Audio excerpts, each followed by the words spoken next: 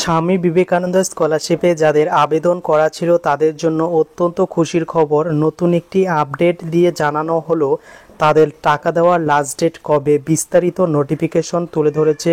এবং যাদের টাকাগুলি এখনও ডিসবার্সমেন্ট করা হয়নি তাদের টাকা কবে দেবে, নতুন আবেদন কবে শুরু হবে, প্রত্যেকটি বিষয় নতুন নোটিশে তোমাদের সঙ্গে ইন ডিটেলসে শেয়ার করছি। তো চলো ভিডিওটি শুরু করা যাক।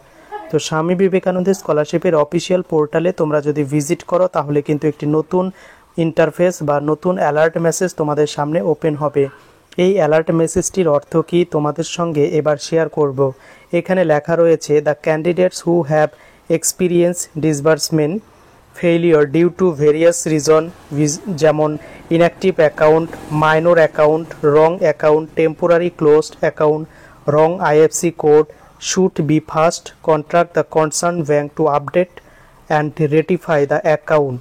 অর্থাৎ যে সমস্ত ছাত্রছাত্রীরা তাদের স্বামী বিবেকানন্দ স্কলারশিপের টাকা ডিসবার্সমেন্ট করে দেওয়া হয়েছিল অথচ বিভিন্ন টেকনিক্যাল কারণে তাদের টাকাগুলি ব্যাংক অ্যাকাউন্টে ক্রেডিট হয়নি, যেমন ইনঅ্যাক্টিভ অ্যাকাউন্ট বা মাইনর অ্যাকাউন্টের প্রবলেম, বা অ্যাকাউন্ট নাম্বার ভুল ছিল, বা অ্যাকাউন্ট নম্বর ক্লোজ হয়েছিল, বা আইএফসি কোড অনেকে রং দিয়ে থাকে, এই সমস্ত যদি কারো রকম কোনো প্রবলেম থেকে থাকে তাহলে অ্যাট ফার্স্ট কন্ট্যাক্ট করতে হবে সেই ব্যাংকে তাদের সমস্ত কিছু আপডেট বা পুনরায় আবার কারেকশন করে দেওয়ার জন্য।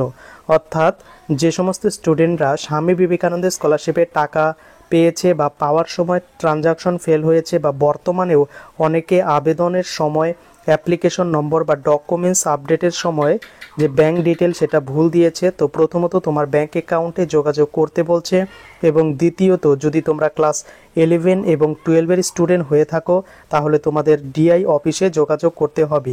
তো প্রত্যেক ডিস্ট্রিক্টে কিন্তু একটি করে ডিআই অফিস বা ডিস্ট্রিক্ট ইন্সপেক্টর অফিস কিন্তু থাকে, তো সেখানে তোমাদের ভিজিট করতে হবে, অথবা তোমাদের ভিজিট করতে হবে directorate office as early as possible. অর্থাৎ যত তাড়াতাড়ি সম্ভব যাদের এইরকম প্রবলেম রয়েছে তাদের কিন্তু ডিরেক্টরেট অফিস বা ডিআই অফিস বা ব্যাংকে যোগাযোগ করতে বলা হচ্ছে।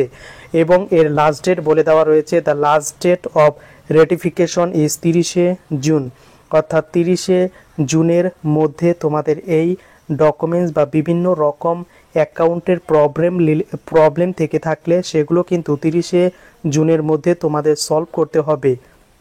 যারা সলভ করবে না তারাই কিন্তু স্বামী বিবেকানন্দ স্কলারশিপের থেকে আর কোনো রকম টাকা পাবে না। এবং এটা আবেদন করার লাস্ট ডেট বলেছে 30শে জুন 2025, অর্থাৎ এর মধ্যেই তোমাদের কারেকশন করে দিতে হবে। তো এবার অনেকেরই প্রশ্ন যে তাহলে টাকাগুলিকে কবে দেওয়া হতে পারে। তো যেহেতু 30শে জুন এখানে বলে দেওয়া রয়েছে ব্যাংক অ্যাকাউন্ট কারেকশনের লাস্ট ডেট, তো এর থেকে একটা ধারণা পাওয়া যাচ্ছে যে 30শে জুনের আগে টাকা দেওয়া নাও হতে পারে, এবং 30শে জুনের পর থেকে কিন্তু প্রত্যেকের ব্যাংক অ্যাকাউন্টে টাকা দেওয়ার কাজ সেটা কিন্তু শুরু হয়ে যাবে। কারণ যেহেতু ব্যাংক অ্যাকাউন্টের প্রবলেম রয়েছে অনেকের, সেগুলো প্রবলেম সলভ করার পর প্রত্যেকের উদ্দেশ্যে কিন্তু টাকা দেওয়ার কাজ সেটা কিন্তু শুরু হয়ে যাবে জুন মাসের কিন্তু শেষের দিকে।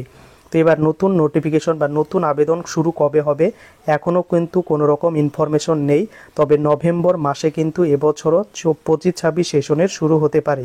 তো এই রিলেটেড কোনো নতুন ইনফরমেশন পেয়ে থাকলে অবশ্যই শেয়ার করব।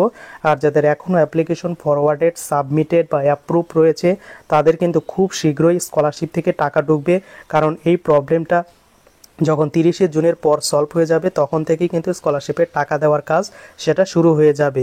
তো এই পর্যন্ত আপডেটটি কেমন লাগলো কমেন্ট করে জানাতে ভুলো না।